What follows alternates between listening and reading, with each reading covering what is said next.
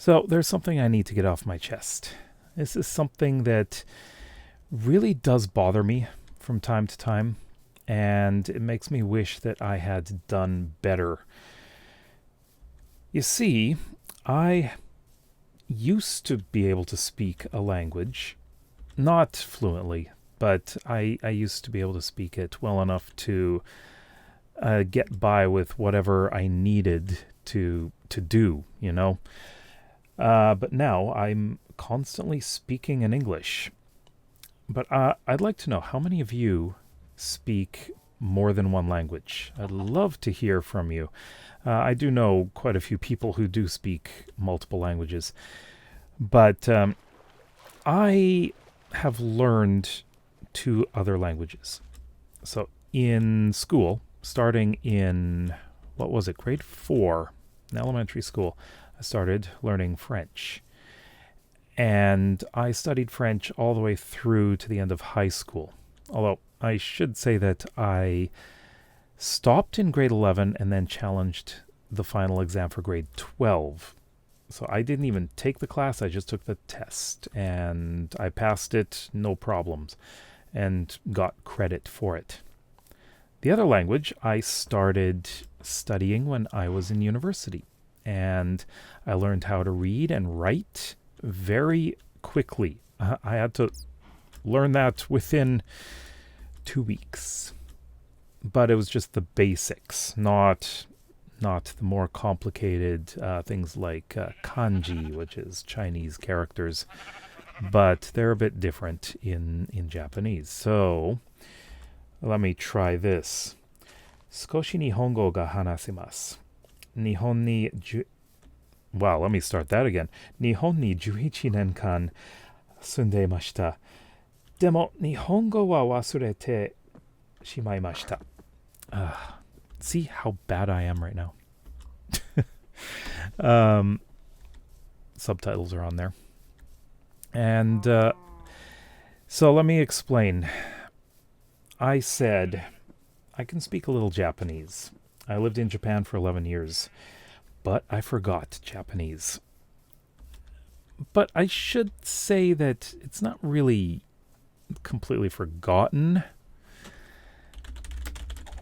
Basically, like I've been living in Canada for 9 years now, and I lived in Japan 11 years before that. And since then, I just hardly ever use Japanese. And, well, my wife is Japanese, and she will speak Japanese to whoever is Japanese. We've got lots of Japanese friends here, and we've gone to many Japanese cultural things, events, and all that stuff. And we regularly see other Japanese people, and when we do, they're always speaking Japanese. Now, when I was working and living in Japan, my job involved no Japanese whatsoever. I had to speak English all the time because I was an English teacher. And I had to always use English at work.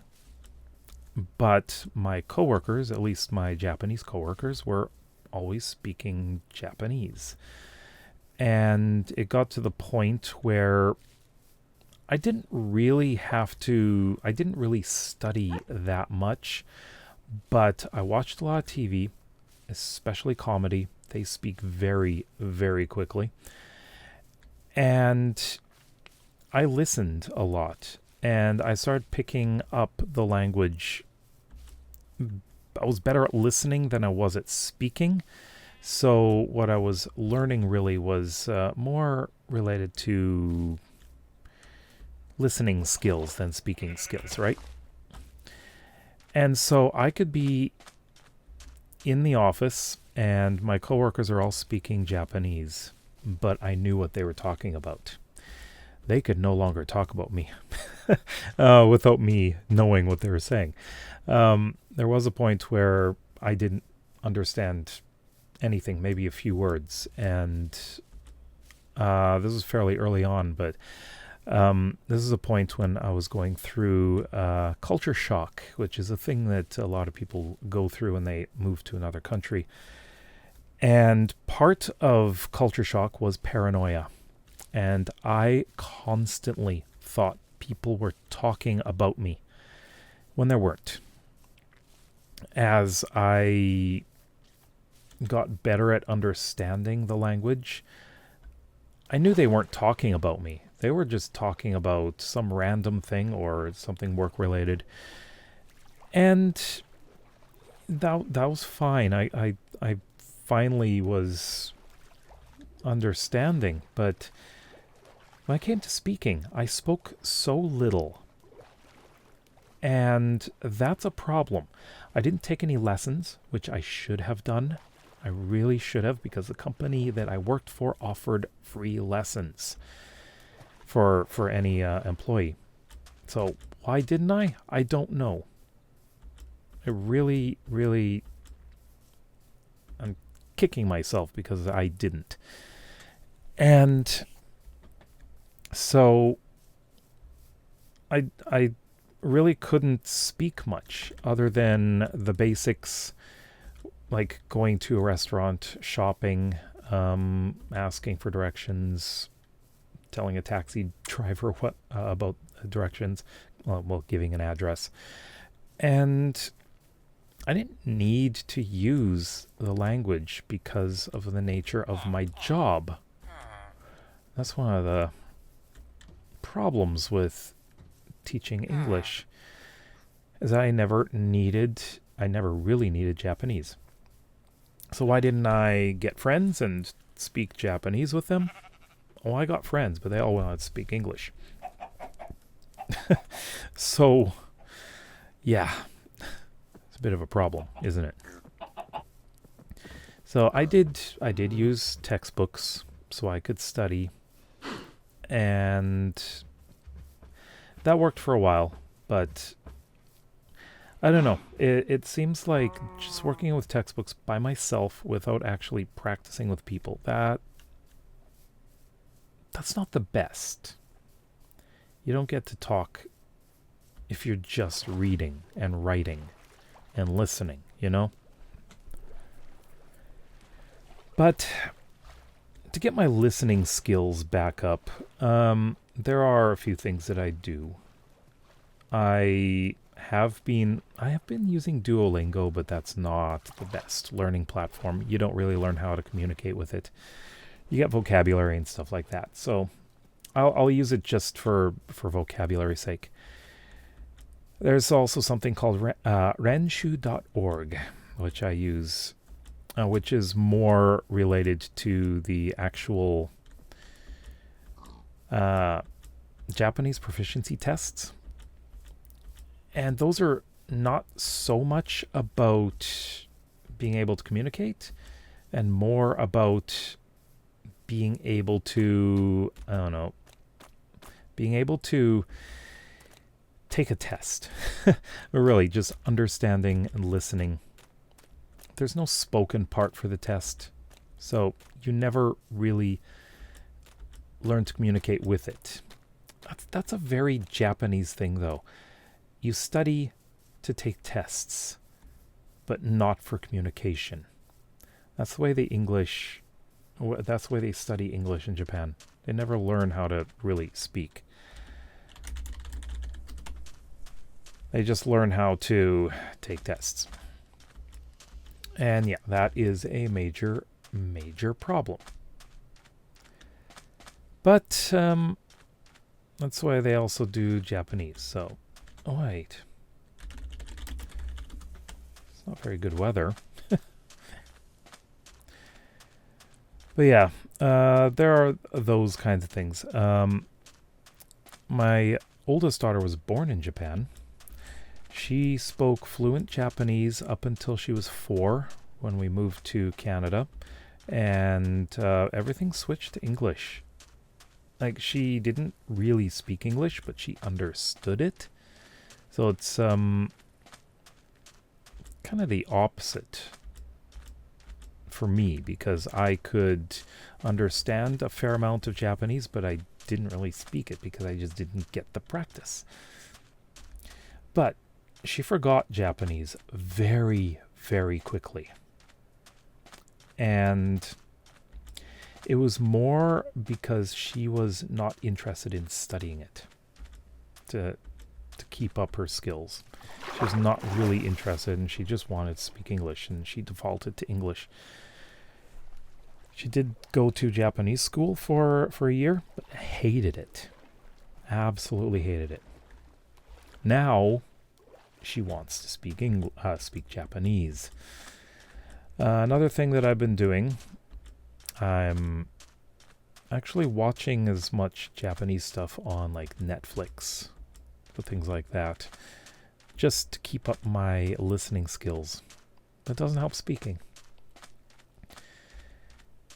I know, you're probably saying, why don't you get your wife to help you? She doesn't have the patience of a teacher. I'll just say that. She'll just default to English. And yeah, I don't blame her. It's just the way it is sometimes. It's for some people, they just go to the most efficient way to communicate. The other person understands English far better, then they'll just go to English like she does. So that's the way it is. There are reasons that, of course, I would like to improve my Japanese. And, I love to watch some Japanese Minecraft YouTubers because there's some really, really good builders out there. Secondly, of course, is my in-laws, my wife's parents, sister, and my nieces. It'd be great to be able to just, talk to them. None of them know English. Absolutely none of them. But, the kids are learning English in school, but the last time we were there, they actually tried to use as much English as possible with my kids. And they actually did better with English than my oldest did with Japanese. Even though my oldest, her first language is Japanese. She was technically an English language learner. English is her second language. But now, she's native in English and absolute beginner in Japanese. So, that's what happens. But it's a lot to learn a language when you don't use it enough, It does take some time. You pretty much have to be immersed in it for a long time. And that's what happened in Japan. I was immersed in it. I heard it all the time. I read it all the time. But I didn't speak it all the time, so my speaking is absolute crap. And I regret it. I regret it a lot. But I know there are a few things I can do. I can like get a language, I guess, speaking partner, like something on italki or something. I know I could do that, or I could take actual lessons. There are lessons by the Japanese Community Association here. I would have to go there, but they only go to a certain level, and none of them are actual teachers. They're not really trained in it. That is one of the issues. The Japanese school here for kids, none of the teachers are actually teachers. However, the principal, the principal of the Japanese school, he is a high school Japanese teacher. And it may be a school that my daughter's going to go to when she starts high school. So he's an actual teacher. So that's one thing. So you could actually end up becoming better than me over those 3 years of high school. But it's still a little ways away. But I want to get better. And I know exactly how to do it. It's just finding the time and the motivation to do it. You know how much time I spend on Duolingo? 5 minutes a day. That doesn't do anything. Absolutely nothing. Not that Duolingo really does much. Like I said, you learn vocabulary. That's about it. But you don't really learn any useful communication skills with it. Wow. Poor rabbits. But yeah, it's something that I gotta think about. And the older you get, the harder it gets. And I'm almost 50, which is hard to say.